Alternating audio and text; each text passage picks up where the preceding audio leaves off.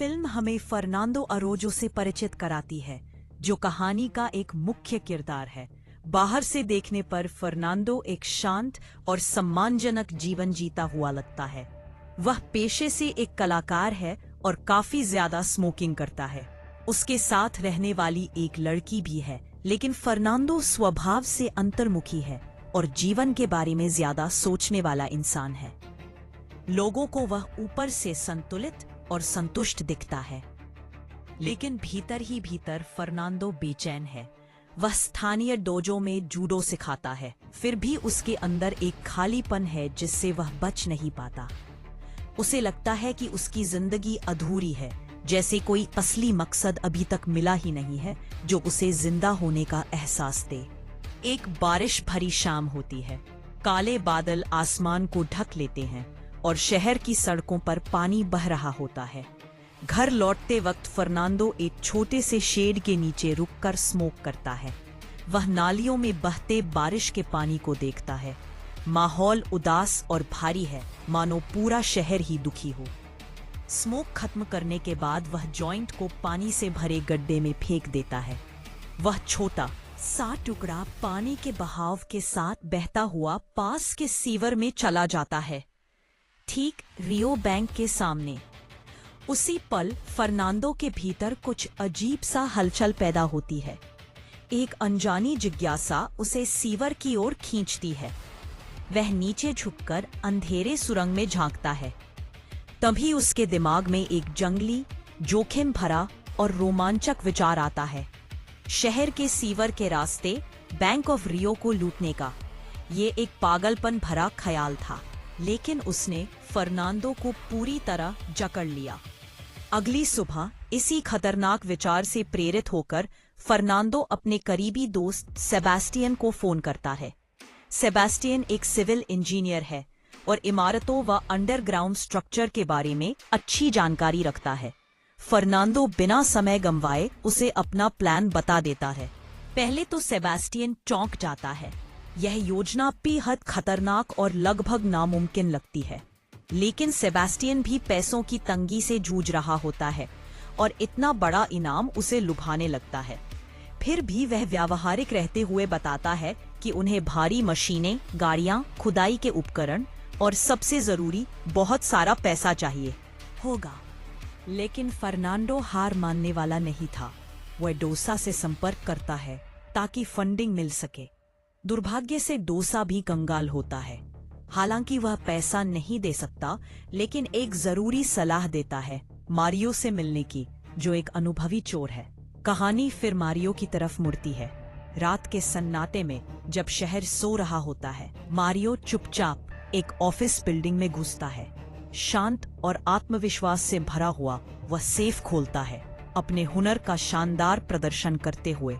उसके लिए यह बस एक और छोटा काम था। काम खत्म करके जब वह बाहर निकलता है तो फर्नांडो उसे अपनी तार से देखता है और वॉइसमेल भेजता है कि वह उससे मिलना चाहता है। थोड़ी दूर चलने के बाद मारियो को एहसास होता है कि कोई उसका पीछा कर रहा है और वह फर्नांडो का सामना करता है। फर्नांडो अपना नाम बताता है, लेकिन पूरी बात कहने की हिम्मत नहीं जुटा पाता। मारियो उसे चेतावनी देकर चला जाता है। घर पहुंचकर मारियो पैसे छुपाता है और आंसरिंग मशीन सुनता है। तब पता चलता है कि फर्नांडो उसका पीछा नहीं कर रहा था, बल्कि मीटिंग का समय और जगह बताना चाहता था। अगले दिन दोनों एक कैफे में मिलते हैं।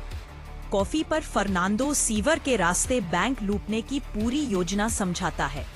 पहले तो मारियो इस विचार को खारिज कर देता है, लेकिन फर्नांडो उसे आखिरी जिंदगी बदल देने वाली डकैती का सपना दिखाता है, जिसके बाद मारियो हमेशा के लिए अपराध छोड़ सके। धीरे धीरे मारियो की दिलचस्पी बढ़ने लगती है। फर्नांडो उसे असली जगह पर ले जाता है। मैनहोल खोलकर माप दिखाता है और साबित करता है कि बैंक सिर्फ 18 मीटर दूर है। अब फर्नांडो, मारियो और डेब्जा मिलकर अगला कदम तय करते हैं। बैंक में लगे मोशन सेंसर बड़ी समस्या होते हैं, लेकिन फर्नांडो बताता है कि ये सेंसर तापमान पर काम करते हैं। इसलिए वह स्लीपिंग बैग जैसे मटेरियल से बने खास सूट डिजाइन करता है जो शरीर की गर्मी रोक देते हैं। फिर भी एक बड़ी परेशानी बचती है, वॉल्ट कैसे खोला जाए। जानकारी जुटाने के लिए फर्नांडो और सेबास्टियन बैंक की रेकी करते हैं। अंदर जाकर फर्नांडो जानबूझकर पकड़ा जाता है ताकि वह वॉल्ट को करीब से देख सके। वह पहले ही कैनरी की मेमोरी कार्ड निकाल चुका होता है, इसलिए सब सुरक्षित रहता है। बाद में दोनों मिलकर बैंक का पूरा नक्शा बनाते हैं और एक कमजोर यूटिलिटी रूम को एंट्री पॉइंट तय करते हैं। दूरी मापने के लिए फर्नांडो साइकिल के पहिए का तरीका अपनाता है। एक राहत की खबर मिलती है, बैंक का पैसा इंश्योर्ड है। इससे उनका ज़मीर साफ हो जाता है। आधी रात को वे सीवर में उतरकर सुरंग खोदना शुरू करते हैं। वे एक ड्राइवर अल्बर्टो को भी रखते हैं, लेकिन समस्या फिर आती है। 400 सेफ डिपॉजिट बॉक्स, सब खोलने में बहुत समय लगेगा। तब फर्नांडो एक और चाल चलता है। मारियो को दूसरे ब्रांच में सेफ डिपॉजिट बॉक्स किराए पर लेने भेजता है ताकि लॉक की बनावट समझी जा सके। मारियो एक आम ग्राहक बनकर बैंक जाता है और अगला कदम चुपचाप तैयार होने लगता है। मारियो बैंक के लॉक को ध्यान से जांचता है ताकि कोई ऐसी कमजोर जगह मिल सके जिसका इस्तेमाल असली डकैती के दौरान तोड़ने के लिए किया जा सके।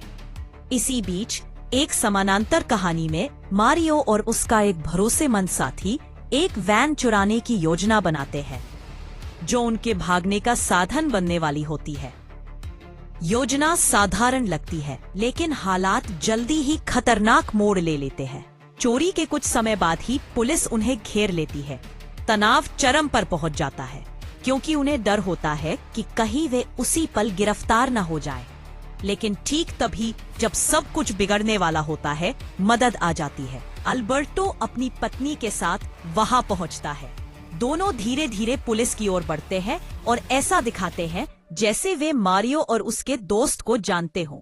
वे पुलिस को एक भरोसेमंद कहानी सुनाकर शक को कम कर देते हैं। उनकी तेज सोच और साफ बातचीत के कारण पुलिस मामला आगे नहीं बढ़ाती। संभावित संकट टल जाता है और मारियो और उसका साथी अस्थायी रूप से बच निकलते हैं। समूह का काम बिना रुके जारी रहता है। वह सुरंग जो सीधे बैंक तक पहुंचने वाली है लगभग पूरी हो चुकी होती है, लेकिन तभी एक बड़ा हादसा हो जाता है। उनकी भारी भरकम ड्रिल टूटकर चकनाचूर हो जाती है। यह पूरी योजना के लिए तबाही साबित हो सकती थी, लेकिन हमेशा आशावादी रहने वाला फर्नांडो इस परेशानी को हल्के में लेता है। वह मुस्कुराते हुए कहता है कि वे बस बाहर जाकर बिल्कुल वैसी ही दूसरी ड्रिल खरीद सकते हैं और काम फिर से शुरू कर सकते हैं। मारियो इतना शांत नहीं रहता। उसका गुस्सा साफ दिखाई देता है।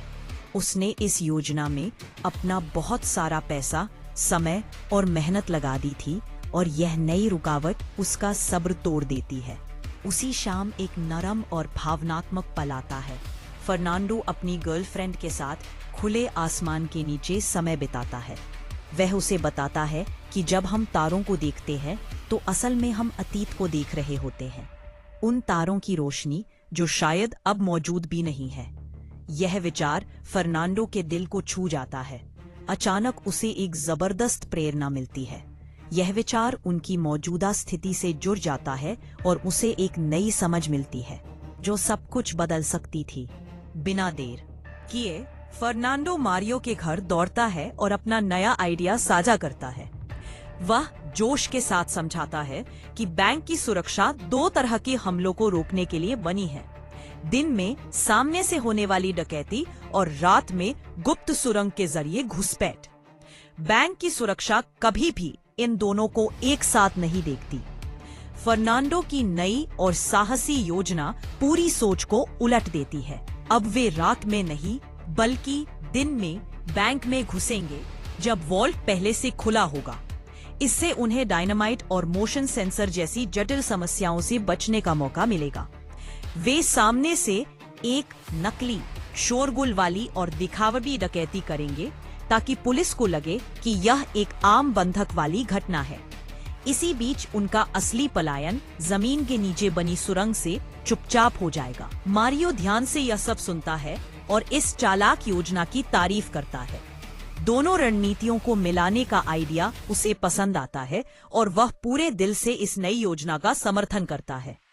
आखिरकार डकैती का बहुप्रतीक्षित दिन आ जाता है। टीम का हर सदस्य पूरी सावधानी से तैयारी करता है।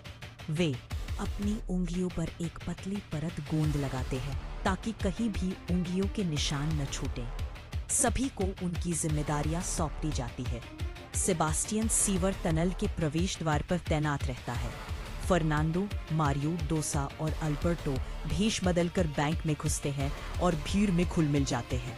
अंदर पहुंचते ही वे मास्क पहनते हैं और काम शुरू कर देते हैं। मारियो और डोसा पहली मंजिल संभालते हैं, जबकि फर्नांडो और अल्बर्टो ग्राउंड फ्लोर पर रहते हैं। वे हथियार निकालते हैं और सभी को जमीन पर लेटने का आदेश देते हैं। इस तरह पूरे बैंक पर कब्जा कर लेते हैं। पास के कंट्रोल रूम में एक सुरक्षा गार्ड सीसीटीवी पर सब देखता है और तुरंत पुलिस को सूचना देता है। पुलिस से अनजान रहते हुए फर्नांडो अपनी वॉकी टॉकी से पुलिस की रेडियो बातचीत भी सुन रहा होता है, जिससे वह हमेशा एक कदम आगे रहता है। मारियो कैशियर को आदेश देता है कि सारा कैश उनके बैग में भर दिया जाए। उसी समय अल्बर्टो कार एंट्री गेट की ओर दौड़ता है और उसे बंद कर देता है ताकि कोई अचानक अंदर ना आ सके। जैसा कि उम्मीद थी, पुलिस जल्दी ही बैंक को घेर लेती है। हालात को और गंभीर दिखाने के लिए फर्नांडो एक बैंक कर्मचारी को बंधक बना लेता है और चेतावनी देता है कि अगर पुलिस ने अंदर घुसने की कोशिश की तो वह उसे नुकसान पहुंचा देगा। बाहर की ताकतें पूरी तरह उलझ जाती हैं और फर्नांडो अपनी टीम को संकेत देता है कि मिशन का पहला चरण सफल रहा। संकेत मिलते ही मारियो सीसीटीवी रूम में घुसता है। वह एक महिला कर्मचारी को बंदूक दिखाकर बंधक बना लेता है और सुरक्षा गार्ड को आत्मसमर्पण करने पर मजबूर करता है। वह गार्ड की बंदूक की मैगजीन और फोन छीन लेता है, जिससे वह न लड़ सके और न पुलिस को कॉल कर सके। इसके बाद वह गार्ड को बाहर छोड़ देता है ताकि पुलिस को लगे कि यह एक साधारण डकैती है। टीम एक एक करके सभी सुरक्षा कैमरे बंद करती जाती है। हमेशा की तरह फर्नांडो वॉल्ट के पास बने एक छोटे से यूटिलिटी रूम तक पहुंचता है। पूरी सावधानी से वह एक भारी कैबिनेट हटाता है जिसके पीछे एक पतली दीवार होती है। उस दीवार के पीछे सीवर के रास्ते में सेबास्टियन इंतजार कर रहा होता है। फर्नांडो और सेबास्टियन थोड़ी देर के लिए बाहर जाकर अपनी वैन से खास उपकरण लाते हैं। वे एक विशेष मशीन लेकर आते हैं जो कुछ ही सेकंड में बैंक वॉल्ट खोलने के लिए बनाई गई होती है। फ्लैशबैक में दिखाया जाता है कि सेबास्टियन ने अपनी इंजीनियरिंग समझ से एक तोप जैसी मशीन बनाई थी जो सिर्फ 7 सेकंड में वॉल्ट के लॉक को तोड़ सकती थी। तैयारियां पूरी होने पर टीम अपनी घड़ियां मिलाती है। फर्नांडो और सेबास्टियन एक एक करके सेफ डिपॉजिट बॉक्स खोलना शुरू करते हैं, जिनमें से वे नकदी, सोने की ईंटें और कीमती सामान निकालते हैं। बैंक के बाहर तनाव बढ़ता जाता है। पुलिस, मीडिया, बंधकों के परिवार और आम लोग बड़ी संख्या में इकट्ठा हो जाते हैं। पुलिस कप्तान छोड़े गए सुरक्षा गार्ड से पूछताछ करता है। अंदर दबाव और बढ़ जाता है। तभी फर्नांडो और सेबास्टियन को ऊपर से अजीब आवाजें सुनाई देती हैं। पुलिस बैंक की छत पर चढ़ रही होती है। उसी समय मारियो के पास रखा फोन बजता है। पुलिस कप्तान का कॉल। फ्लैशबैक में दिखाया जाता है कि फर्नांडो ने इस स्थिति की पहले ही कल्पना कर ली थी और मारियो को बातचीत और मोलभाव की ट्रेनिंग दी थी। अब वही ट्रेनिंग काम आती है। मारियो शांत रहते हुए पुलिस को आदेश देता है कि छत से सभी जवानों को तुरंत हटाया जाए, वरना बंधकों को नुकसान पहुंचाया जाएगा। मजबूर होकर पुलिस कप्तान आदेश मान लेता है और जवानों को पीछे बुला लेता है। हालांकि वह चुपचाप सामने वाली इमारत पर 2 प्रशिक्षित स्नाइपर्स तैनात कर देता है। जहां से वे छिपे हुए थे, वहीं से स्नाइपर्स को बाद में किसी भी संभावित कार्रवाई के लिए तैनात रखा जाता है। बातचीत आगे बढ़ती है और पुलिस कप्तान मारियो से उसकी टीम की मांगों के बारे में पूछता है। अपनी तय रणनीति के अनुसार मारियो जोर देता है कि वह सीधे जिला अटॉर्नी से बात करना चाहता है। कप्तान सहमत हो जाता है, लेकिन बताता है कि इसके लिए उसे लगभग 1 घंटे का समय चाहिए। इसी दौरान बैंक के अंदर फर्नांडो और सेबास्टियन लगातार काम में जुटे रहते हैं। हर सेफ डिपॉजिट बॉक्स के साथ उनका माल बढ़ता जाता है। बैग नकदी, सोने और लोगों की कीमती निजी चीजों से भरते चले जाते हैं। डकैती बिना किसी रुकावट के आगे बढ़ रही होती है, लेकिन समय तेजी से निकल रहा होता है। बाहर पुलिस के पास बहुत कम विकल्प होते हैं। बैंक में घुसने के केवल 2 रास्ते हैं, मुख्य प्रवेश द्वार और पार्किंग लॉट, और दोनों ही जगहों पर लुटेरों का कड़ा पहरा होता है। इसके अलावा पुलिस को यह भी नहीं पता होता कि बंधकों को कहाँ रखा गया है, जिससे जबरन घुसपैठ करना बेहद जोखिम भरा हो जाता है। बाहर से यह सब एक सामान्य हथियारबंद डकैती जैसा ही लगता है। कुछ समय बाद पुलिस कप्तान फिर से मारियो को फोन करता है और आत्मसमर्पण के लिए मनाने की कोशिश करता है। वह तर्क देता है कि चूंकि किसी भी बंधक को नुकसान नहीं पहुंचाया गया है, इसलिए आत्मसमर्पण करने पर उन्हें कम सजा मिल सकती है। वह यहाँ तक कहता है कि वह उन्हें कानूनी सहायता भी दिला सकता है, ताकि कोई बेहतर समझौता हो सके। मारियो ध्यान से सब सुनता है, लेकिन अपना संयम नहीं खोता। वह शांत स्वर में कहता है कि किसी भी फैसले से पहले उसे अपनी टीम से सलाह करनी होगी। इसी बीच बाहर ड्रामा जारी रहता है, जबकि अंदर फर्नांडो और सेबास्टियन पूरी एकाग्रता से अपना काम करते रहते हैं। वे तेजी और सटीकता के साथ एक के बाद एक सेफ डिपॉजिट बॉक्स खोलते जाते हैं। हर लॉकर से और ज्यादा नकदी, गहने और कीमती सामान निकलता है, जिसे वे सावधानी से इकट्ठा करते हैं। वे एक अच्छी तरह से ट्यून की गई मशीन की तरह काम कर रहे होते हैं, पूरी तरह आत्मविश्वास में। बाहर पुलिस अफसर बेबस होकर इंतजार करते हैं, पत्रकार लाइव रिपोर्टिंग कर रहे होते हैं और आम लोग तमाशा देखने के लिए जमा हो जाते हैं। पुलिस कप्तान भी वहीं मौजूद रहता है, लेकिन उसके पास करने के लिए इंतजार के अलावा कुछ नहीं होता। इसी तनाव भरे माहौल में अचानक एक हल्का सा मानवीय पल सामने आता है। एक बुजुर्ग महिला बंधक का मोबाइल जोर से बज उठता है। सब चौंक जाते हैं। कॉल दरअसल जन्मदिन की बधाई का होता है। आज उस महिला का जन्मदिन होता है। यह छोटी सी लेकिन भावुक बात हालात को कुछ पल के लिए मानवीय बना देती है। मौके का फायदा उठाते हुए मारियो उस बुजुर्ग महिला के पास जाता है और मुस्कुराते हुए उसे जन्मदिन की शुभकामनाएं देता है। माहौल को और नरम बनाने के लिए डेब्जा, जो आमतौर पर सख्त रहता है, एक दूसरे बंधक से चॉकलेट का टुकड़ा लेकर उस महिला को दे देता है।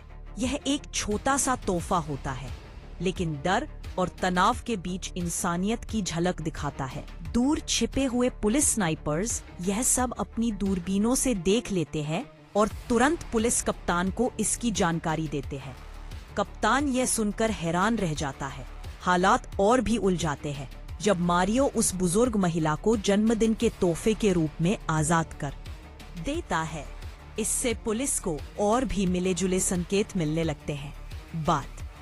इसके बाद मारियो खिड़की के सामने कुर्सी से टेक लगाकर आराम से खड़ा हो जाता है और बाहर खड़े पुलिस कप्तान से सीधे बात करता है। बातचीत व्यक्तिगत हो जाती है। मारियो बताता है कि उसने अपनी जिंदगी के पिछले 15 साल जेल में बिताए हैं। फिर वह अपनी शर्त रखता है। वह तभी आत्मसमर्पण करेगा जब जिला अटॉर्नी खुद उसे कम सजा का भरोसा देगा। शर्त। पुलिस कप्तान इस बातचीत को ध्यान से देखता है और उसे लगता है कि शायद मारियो जानबूझकर पुलिस की प्रतिक्रिया को परख रहा है। उसे शक होता है कि कहीं मारियो पुलिस को हिंसक कार्रवाई के लिए उकसाना तो नहीं चाहता। हालात को बिगड़ने से बचाने के लिए कप्तान स्नाइपर को पीछे हटने का आदेश देता है। कुछ देर बाद जिला अटॉर्नी बातचीत के लिए पहुंचता है। जैसे ही वह गंभीर चर्चा शुरू करता है, मारियो उसका अपमान करने लगता है और सबके सामने उसे नीचा दिखाता है। बातचीत की जगह मारियो सिर्फ इतना कहता है कि वह अपने वकील से बात करना चाहता है। जब उससे वकील का फोन नंबर मांगा जाता है, तो वह चालाकी से एक बंधक का नंबर दे देता है। इसके बाद वह खुद ही अपने वकील की नकल करते हुए आवाज बदलकर पुलिस से बात करता है। इस चाल से टीम को कीमती समय मिल जाता है और डकैती बिना रुकावट जारी रहती है। योजना अपने चरम पर पहुंच चुकी होती है। मारियो सभी बंधकों को पहली मंजिल पर ले जाता है और सुनिश्चित करता है कि वे वॉल्ट के उस हिस्से से दूर रहे जहां फर्नांडो और बाकी लोग सुरंग के जरिए माल बाहर भेज रहे होते हैं। ज्यादातर कीमती सामान निकल जाने के बाद मारियो वह मोबाइल फोन बंद कर देता है जिससे पुलिस से संपर्क हो रहा था। अचानक हुई इस चुप्पी से पुलिस कप्तान को शक हो जाता है कि लुटेरों के पास कोई दूसरा रास्ता भी है। थोड़ी देर बाद उसे बैंक के पास एक मैनहोल कवर अजीब तरह से हिला हुआ दिखता है। तभी उसे समझ आ जाता है कि गिरोह शहर के सीवर सिस्टम के जरिए भाग रहा है। सुरंग के अंदर फर्नांडो और उसकी टीम योजना का दूसरा चरण पूरा कर रही होती है। वे सारा लूटा हुआ सामान छोटे फुलाने वाले नावों पर लाद चुके होते हैं और भूमिगत सुरंगों में तेजी से भागने की तैयारी कर रहे होते हैं। इसकी स्थिति में फ्लैशबैक में दिखाया जाता है कि फर्नांडो ने पहले ही इस स्थिति की कल्पना कर ली थी। पुलिस से एक कदम आगे रहने के लिए गिरोह ने सीवर में एक अस्थायी बांध बनाया था जिससे पानी का स्तर बढ़ जाए और वे मोटर बोट से चुपचाप और तेजी से उल्टी दिशा में निकल सके। बैंक के अंदर पुलिस कप्तान और उसकी टीम आखिरकार छिपे हुए सुरंग के रास्ते तक पहुंच जाती है, लेकिन वहां एक और रुकावट उनका इंतजार कर रही होती है, एक बम। तनाव बढ़ जाता है। बहुत सावधानी से जांच करने पर पता चलता है कि वह बम नकली है, ठीक वैसे ही जैसे गिरोह की बंदूकें। यह सिर्फ पुलिस को धीमा करने के लिए बनाया गया छल होता है।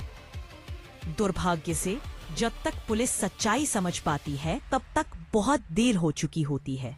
फर्नांडो और उसकी टीम शहर की भूमिगत भूल भुलैया में गायब हो चुकी होती है। सुरक्षित निकलने के बाद गिरोह कोई समय बर्बाद नहीं करता। वे सारे सबूत मिटा देते हैं, औजार, उपकरण और हर वह चीज जो उन्हें इस अपराध से जोड़ सकती थी। बाद में वे अल्बर्टो के घर पर इकट्ठा होते हैं और बराबर बराबर लूटा हुआ माल बांटते हैं। अपनी साहसिक डकैती की सफलता का जश्न मनाते हैं। कई महीने बीत जाते हैं। गिरोह के सदस्य अपनी नई दौलत का आनंद लेने लगते हैं, ऐशो आराम और विलासिता भरी जिंदगी। लेकिन ये खुशकिस्मती ज्यादा दिन नहीं टिकती।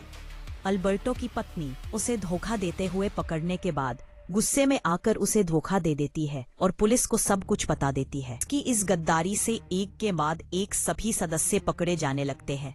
जो गिरोह कभी अजय लगता था वह फिर से सलाखों के पीछे पहुंच जाता है। यहाँ तक कि मारियो को भी अपनी बेटी के साथ रहते हुए शर्मनाक तरीके से गिरफ्तार कर लिया जाता है। कहानी फिर 7 महीने आगे बढ़ती है। फर्नांडो एक छोटी सी सजा काटने के बाद जेल से बाहर आता है। बाहर उसका इंतजार मारियो कर रहा होता है, एक शानदार कार में बैठा हुआ। उनकी मुलाकात एक कड़वी मीठी जीत का प्रतीक होती है। वे पकड़े गए थे, लेकिन उनके अपराध की तुलना में सजा बहुत हल्की थी। आखिर में ये खुलासा होता है कि फर्नांडो ने डकैती का हर पहलू बहुत बारीकी से प्लान किया था, यहाँ तक कि अपनी गिरफ्तारी भी। खिलौना बंदूकें इस्तेमाल करने और किसी पर शारीरिक हिंसा न करने की शर्त रखकर उसने यह सुनिश्चित किया था कि पकड़े जाने पर सजा कम से कम हो। इसी समझदारी की वजह से उन्हें कम समय के लिए जेल जाना पड़ा। सबसे चौंकाने वाली बात यह होती है कि गिरफ्तारी के बावजूद गिरोह अपने लूटे हुए खजाने का एक बड़ा हिस्सा बचाने में कामयाब रहता है।